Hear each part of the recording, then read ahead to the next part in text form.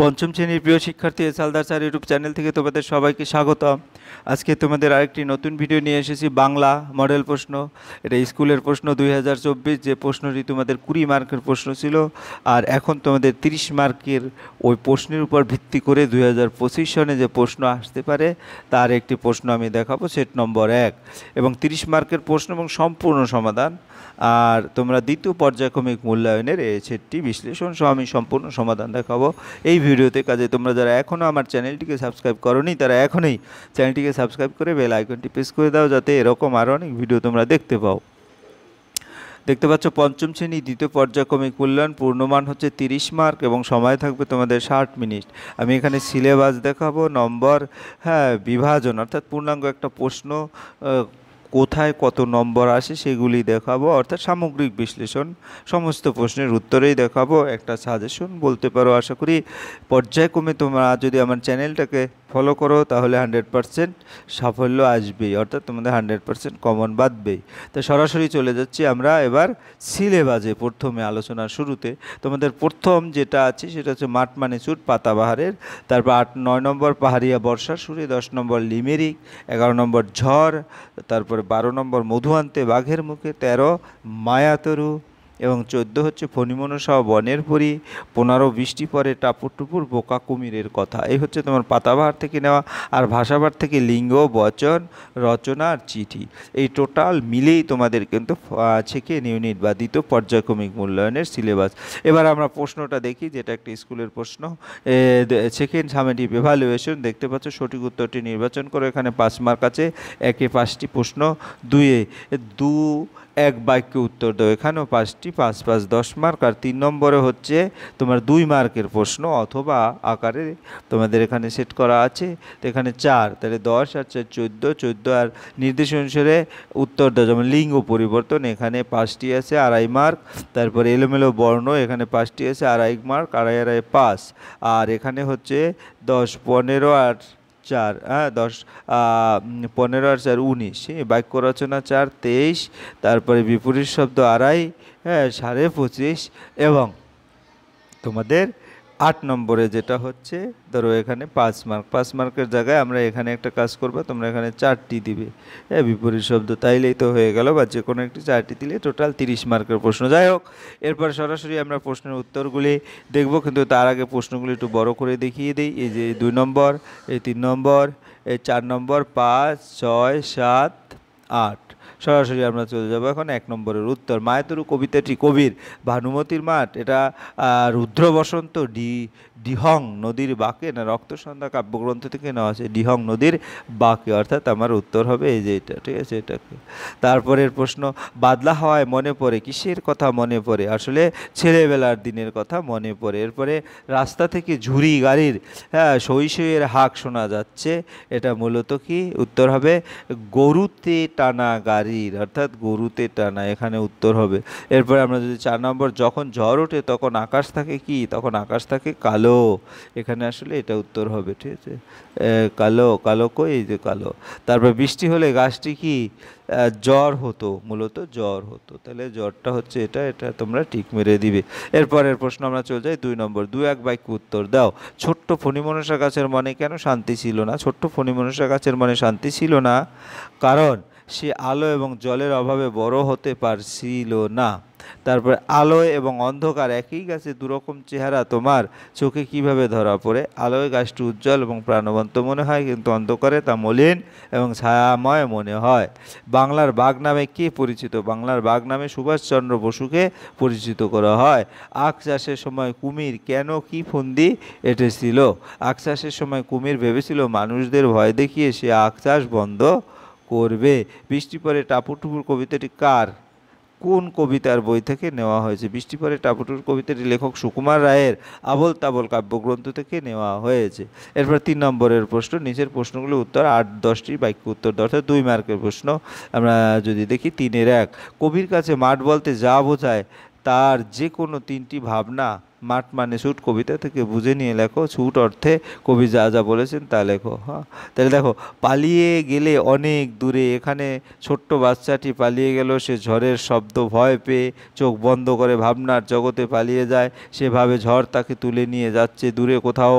তার কল্পনায় ঝড় একটি দৈত্যের মতো। ঝড়ের শব্দ শক্তি শিশুর কল্পনায় ভয় ও রোমাঞ্চ সৃষ্টি করে। ঝড় যেন তাকে নিয়ে যায় রূপকথার দেশে। এইভাবে ঝড়ের শব্দ শিশুর কল্পনার ডানায় ভেসে চলে। কবিতায় ঝড়ের সঙ্গে শিশুর কল্পনার তুলনা করা হয়েছে। শিশু ভয় পায় কিন্তু একসাথে আনন্দও পায়। এটি একটি কল্পনা প্রবণ ও অনুভূতি প্রবণ কবিতা। তাহলে এরকম ভাবনা তার জেগে উঠেছে নিচের। এরপর অথবা প্রশ্ন, পালিয়ে গেলে অনেক দূরে, কে পালিয়ে গেল? পালিয়ে গেল অনেক দূরে, এখানে পালিয়ে গেছে ছোট্ট একটি শিশু। ঝড় শুরু হলে সে ভয় পেয়ে যায় এবং কল্পনায় যায় এক দূর অজানা জগতে। তারপরে ঝড়ের সঙ্গে শিশুর মনের কিসের?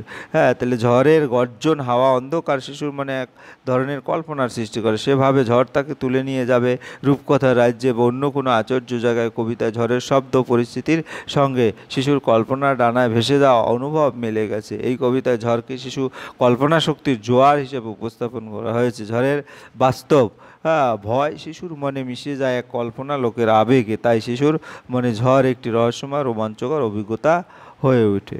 এরপরের প্রশ্ন, বাচ্চা গাছটি তো মহাখুশি, আনন্দে ডগমা, কথাটি কোন রচনার অন্তর্গত, কখন, কেন বাচ্চাটি? এ কথাটি আলো অন্ধকার নামক পাঠ্যাংশ থেকে নেওয়া হয়েছে। এই রচনায় একটি ছোট্ট গাছের জীবনের কথা বলা হয়েছে। প্রথমে সেই গাছটি ছিল অন্ধকারে, আলো পেত না বলে দুঃখে ছিল। পরে একদিন সূর্যের আলো তার উপর পড়তে শুরু করে, সে তখন জলের সাহায্যে বেড়ে ওঠে। আলো পাওয়ার পর সে আনন্দে ডগমগ হয়ে ওঠে, তার মন ভরে যায় সুখ ও শান্তিতে। এই কারণে এই গাছটি এত খুশি হয়েছিল এবং লেখক তার আনন্দের প্রকাশ করেছেন। এরপর অথবা ছেলেবেলা পাঠ্যাংশ, রবীন্দ্রনাথ পিতার সম্পর্কে কি জানতে পারো? পিতার কালঘরের প্রতি ছোট্ট রবির আকর্ষণের কথা কবি জানা গেল। ছেলেবেলা পাঠ্যাংশে জানা যায় রবীন্দ্রনাথ পিতা ছিলেন গম্ভীর ও বিদ্বান ব্যক্তি। তিনি ছিলেন একটি নীতিনিষ্ঠ নিয়মতান্ত্রিক মানুষ। ছোট্ট রবি পিতার আচরণ মুগ্ধ হতো এবং তার কাজকর্ম লক্ষ্য করত। কালঘর ছিল রবির পিতার একটি নিরিবিলি জায়গা। ছোট্ট রবি কালঘরের গন্ধ, বইয়ের শাড়ি ও মোমবাতির আলোয় মুগ্ধ হতো। সে চাইতো পিতার মতো জ্ঞানী হতে। ছোট্ট ছুটি শেষে রবি যখন আবার পড়াশোনা ফিরতে হতো তখন তার মন বিষণ্ণ হয়ে পড়তো। সে ছুটির দিনগুলো স্বাধীনতা, আনন্দকে মিস করতো। এইভাবে ছেলেবেলা স্মরণ অনুভূতিগুলো লেখায় ফুটে উঠেছে। নির্দেশ অনুসারে উত্তর দাও। লিঙ্গ পরিবর্তন করো।